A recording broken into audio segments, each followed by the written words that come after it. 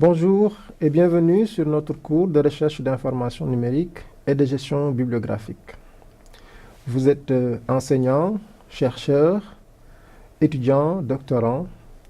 Ce cours peut vous intéresser puisqu'il nous permet d'avoir les outils nécessaires pour faire une bonne recherche d'information à l'ère du numérique et une gestion bibliographique efficace. L'homme n'a jamais été aussi confronté à une masse d'informations depuis l'avènement d'Internet et du numérique.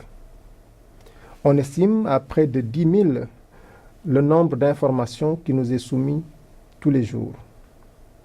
Face à cette forêt d'informations qui nous arrivent, quelle technique, face à cette multitude d'informations dont nous sommes assaillis tous les jours, quelle technique pour se retrouver? Dans le cadre de notre travail, quels sont les outils existants pour organiser la recherche d'informations, mais surtout bien l'utiliser dans notre pratique, notamment dans la gestion bibliographique. Ce cours donc va vous aider justement à connaître les règles de base pour faire une bonne requête de recherche sur Internet, en utilisant notamment l'outil de recherche le plus populaire et le plus utilisé, qui est Google. Nous verrons aussi dans ce cours l'utilisation de symboles dans une requête de recherche qui est un tout petit peu moins utilisée et qui pourtant a toute son importance lorsqu'on veut faire une recherche d'information efficace. Nous verrons l'utilisateur des opérateurs, non moins importants. Nous allons étudier un outil spécifique donc, qui est dédié à la culture scientifique, à la recherche scientifique, qui est Google Scholar. Nous allons essayer de voir comment faire une veille en définissant notamment des alertes sur Google Scholar. Et enfin, nous allons vous proposer un outil qui est les flux RSS, donc qui aussi vous permettent de mener une veille scientifique ou une veille simplement dans votre domaine. Nous allons donc démarrer notre cours sur la recherche d'informations numériques avec Google en vous prodiguant quelques conseils que nous avons numérotés. Le conseil numéro 1, c'est d'abord d'aller dans la simplicité. Quel que soit l'objet de votre recherche, essayez toujours de commencer par une requête plus ou moins simple. Alors, donc, si vous avez mal à la tête, saisissez mal de tête au lieu de j'ai mal à la tête. Si vous recherchez une adresse ou un produit spécifique, comme l'exemple que nous donnons ici, faites-le de la façon la plus simple. Le conseil numéro 2, c'est d'utiliser des mots qui sont adaptés au web. C'est l'exemple que je vous donnais tout à l'heure. Au lieu d'écrire « j'ai mal à la tête », saisissez plutôt « mal de tête », puisque le web fonctionne sur la base de mots-clés.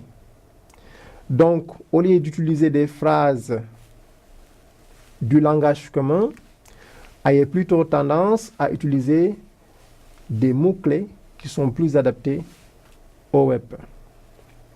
Voilà donc deux premiers conseils. Donc, faites dans la simplicité et utilisez des mots-clés. Le conseil numéro 3, c'est que pour aller vite aussi, Google ne se soucie pas des détails. Les détails, c'est quoi? C'est par exemple la casse. Vous pouvez utiliser votre requête aussi bien en le faisant de façon en respectant la casse, en utilisant les majuscules ou en ne les utilisant pas. Donc, ne vous souciez pas avec la casse. L'orthographe non plus n'est pas forcément le plus important. Dans tous les cas, Google vous propose une correction orthographique automatique.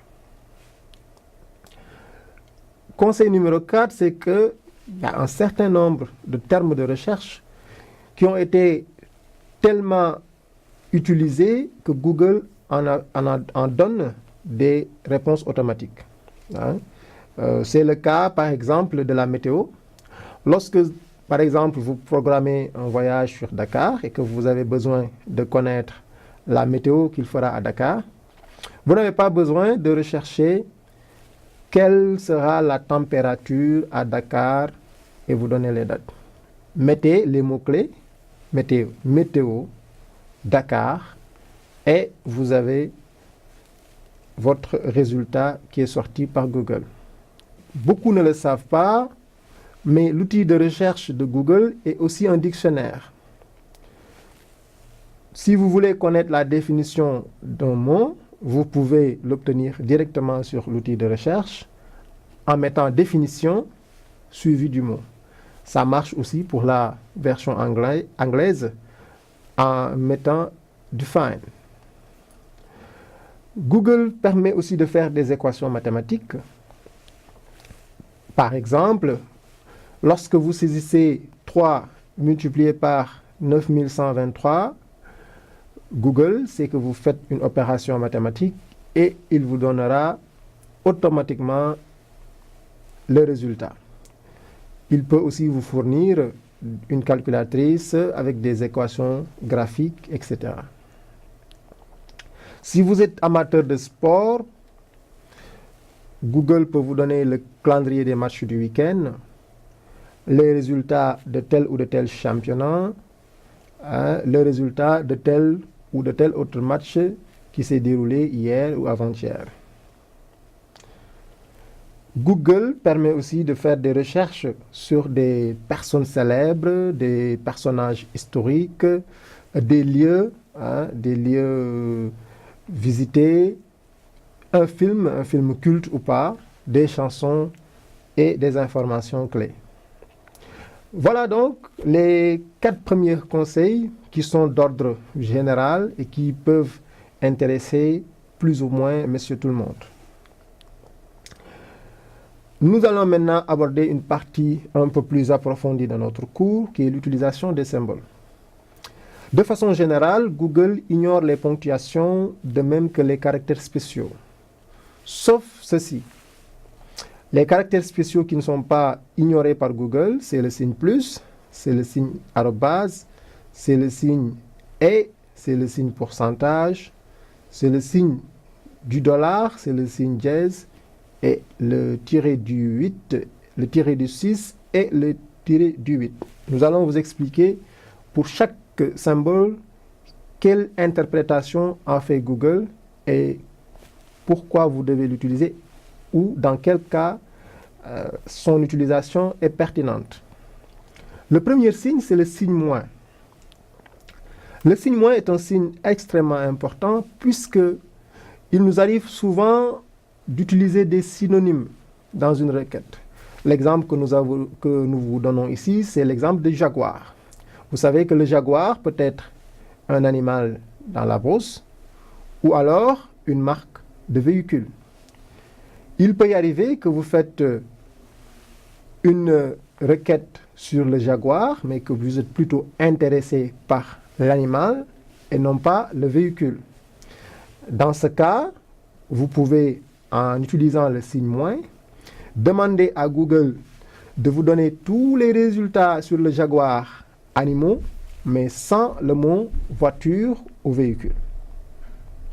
On peut vous donner un autre exemple. Vous pouvez faire une recherche sur Messi, qui est, disons, un prophète, ou Messi qui est le joueur. Et donc, qui est un joueur de football. Donc, dans ce cas, vous pouvez mettre Messi.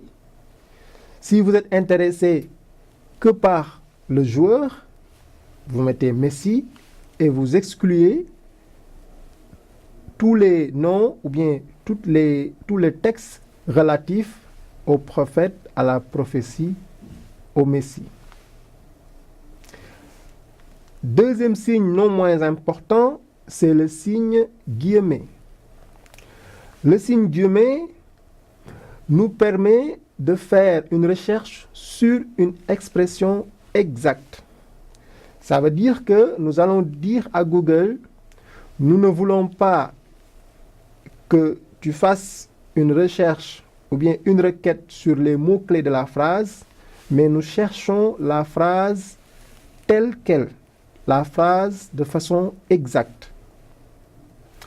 Par exemple, si je veux chercher le certificat, par exemple, si je fais une requête sur le certificat Internet et informatique, quand je le mets sans les guillemets, Google va chercher tous les résultats avec certificat, tous les résultats avec Internet et tous les résultats avec informatique.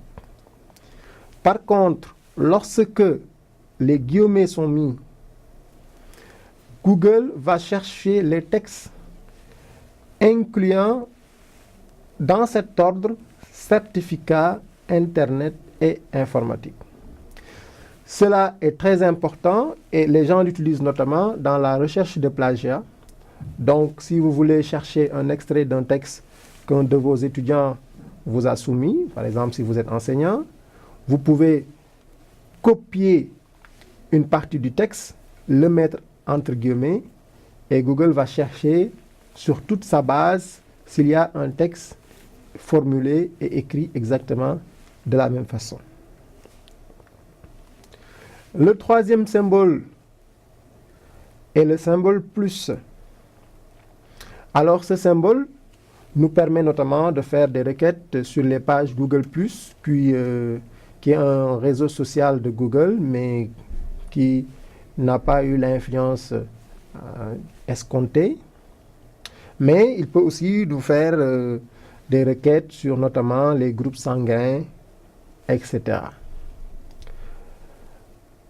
Le quatrième symbole, qui est aussi un symbole extrêmement efficace, lorsque on fait une requête sur un ou des mots-clés et qu'on ignore l'orthographe, ou alors qu'il y a des variantes au niveau de ce mot. Qu'est-ce que ça veut dire? Ça veut dire que, par exemple, on peut utiliser le mot cheval. Le mot cheval, au pluriel, ça donne chevaux. Il y a des dérivés de cheval, par exemple, comme celui qui le conduit, qui est le chevalier.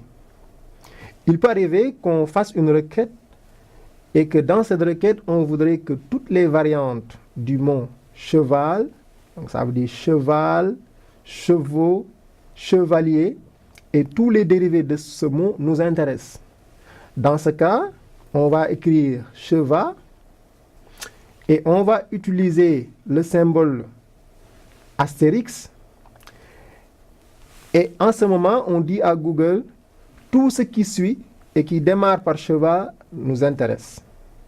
Donc, dans ses résultats, tous les résultats relatifs à cheval, à chevaux, à chevalier, à chevalet, à cheval quelque chose va apparaître dans les résultats de recherche.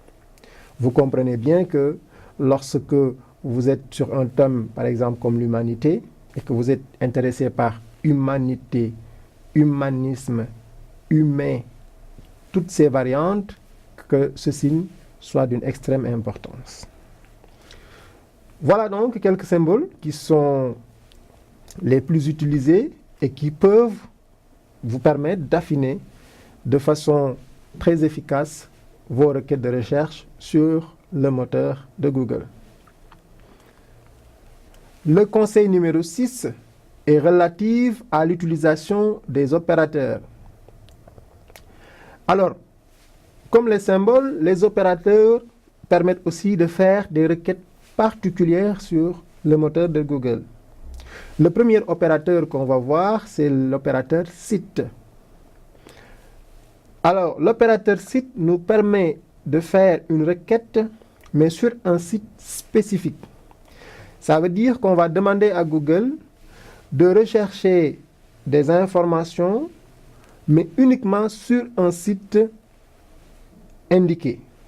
Par exemple, nous voulons faire une recherche sur l'anthropologie, mais les résultats publiés par d'autres sites ne nous intéressent pas.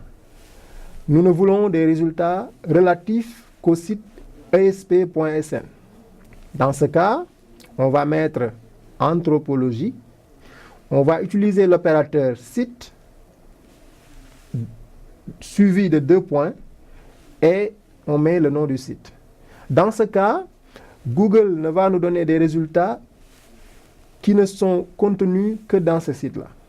Cela peut être très efficace lorsque vous connaissez un site qui est assez fiable sur une thématique donnée et que vous voulez des informations fournies par ce site. Un deuxième opérateur qui est aussi tout aussi intéressant, c'est l'opérateur FileType. Cet opérateur nous permet d'indiquer au moteur de recherche un certain nombre de types de fichiers ou alors un type de fichier spécifique qui nous intéresse, par exemple. Il peut arriver qu'on ait besoin de résultats, mais sous format Excel, par exemple. Ou alors, il nous est tous arrivé de rechercher des résultats, mais au format PDF. Ou alors au format PowerPoint. Dans ce cas, l'opérateur qui est le plus adéquat, l'opérateur qui est le plus indiqué, c'est l'opérateur FileType.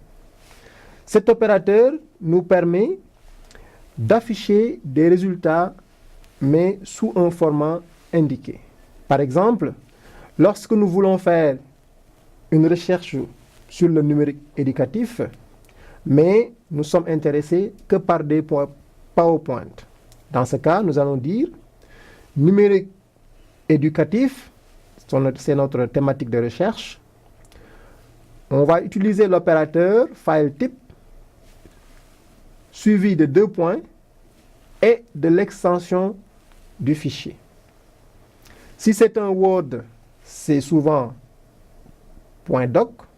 Si c'est un PDF, c'est .pdf. Si c'est un PowerPoint, c'est PPT. Si c'est un Excel, c'est XLS. Si c'est un fichier audio, ça peut être MP3 par exemple. Ce sont les formats de fichiers les plus utilisés. Et donc, souvent, les chercheurs sont souvent intéressés par des fichiers Excel, PDF, PowerPoint ou tout autre format de fichier. Et Google ne va vous afficher que ce format-là. Le troisième opérateur qu'on vous propose, c'est l'opérateur Relate. Il faut savoir que tous ces opérateurs, à l'origine, sont en anglais. Alors, Relate signifie en français relatif ou équivalent, quelque chose comme ça. Cet opérateur nous permet, disons, de montrer des résultats similaires à un site. Qu'est-ce que ça veut dire? Par exemple, j'ai fait une recherche sur le site educavox.fr. Mais en même temps, je sais que educavox.fr, il y a des sites qui sont similaires à educavox.fr. Je demande à Google de me donner les résultats sur educavox.fr, mais aussi des sites qui sont similaires. Parce que vous savez certainement que les sites, il y en a par catégorie. Il y a des sites, par exemple, dédiés à l'actualité. C'est les sites d'information, Le Monde.fr, RFI, France 24. Il y a des sites dédiés à la recherche scientifique. Chacun dans son domaine en connaît quelques-uns. Il y a des sites dédiés au sport. Et donc, là, on dit au moteur de recherche, nous voulons des résultats similaires à ce type de site. Là, nous disons au moteur de recherche, nous voulons des résultats similaires à ce type de site. L'opérateur Relate. Pour l'utiliser, on écrit d'abord l'opérateur suivi de 2 points et on met le site, disons, de référence. Le quatrième opérateur, c'est l'opérateur cache. Alors, il nous est tous arrivé aussi de faire une recherche, de trouver un résultat très intéressant, de cliquer sur le résultat et de voir que l'information n'est plus disponible. Plusieurs raisons peuvent être à l'origine de cela. La plupart du temps, c'est qu'il peut y avoir l'hébergeur du site qui a des difficultés. Il peut y avoir le site lui-même qui a des problèmes, qui fait qu'il n'est plus disponible. Dans ce cas, on peut se rabattre sur le cache que Google avait fait de ce site.